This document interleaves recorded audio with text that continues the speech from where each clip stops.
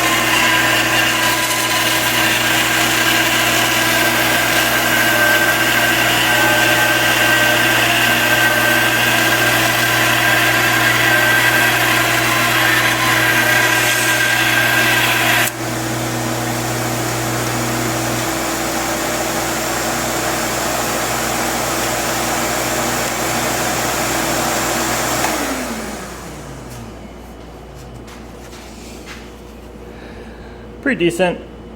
I freehand it, so it looks like I've got quite a bit on this side, but I did a pretty close job on this side. Yeah. Tough to see. Look at that line. That line's gone on this side. It's not focusing, so this isn't really that cool, but anyways, speeds me up and takes some of the drudgery out. I like that.